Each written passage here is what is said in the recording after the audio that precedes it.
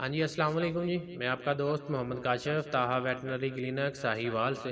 उम्मीद है कि तमाम दोस्त और फार्मर हजरात खैर वाफिया नाल होंगे तो अल्हम्दुलिल्लाह से बिल्कुल ठीक ठाक। जिदा कि तमाम दोस्तों और फार्मर को पता कि रोज़ाना की बुनियाद से एक इंजैक्शन का रिव्यू लैके दोस्तों की और फार्मर की खिदमत हाज़र होंगे रहने हैं। तो जोड़ा अज का रिव्यू लैके आए हैं वो जेंटा कंबीसून इंजैक्शन। जेंटा कंबीसून इंजैक्शन गलघोटू नमूनिया सांस की प्रॉब्लम थणा की सोजिश मसाने और पेशाब की नाली की सोजिश थणा की सोजिश जख्म के पी पै जाना उहदे मकसद वास्ते इस्तेमाल किया जाता जेंटा कंबीसून। जेंटा कंबीसून मुर्गियों के नज़ला जुकाम बुखार खांसी और रानी खेत के बहुत ही इंतहाई अच्छा रिजल्ट है जेंटा कंबीसून का। तो जेंटा कंबीसून के माशाअल्लाह अच्छी फार्मूलेशन है, लाजमी इस्तेमाल करो।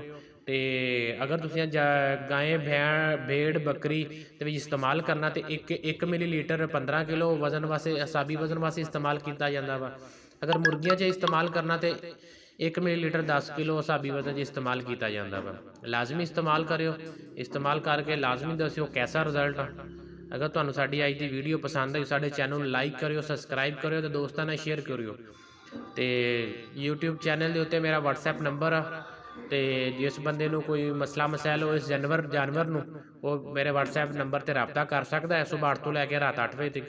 तो इंशाअल्लाह असीं कोशिश करांगे हाजिर तो नहीं तकरीबन कोई 2 महीने तक असीं एक फार्मर का बैक लिंक चैनल नवा बनावांगे फार्मर वास्ते।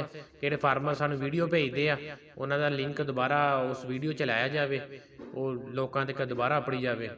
तो लाजमी इंजैक्शन इस्तेमाल करो, इस्तेमाल करके लाजमी कमेंट च दस्यो कैसा रिजल्ट आ। तो दब के सपोर्ट कराया करो, जो दोस्त सपोर्ट करते उन्होंने मेहरबानी। तो लाजमी सपोर्ट करियो। इंशाअल्लाह मिलांगे नैक्सट वीडियो च। अल्लाह निगहबान।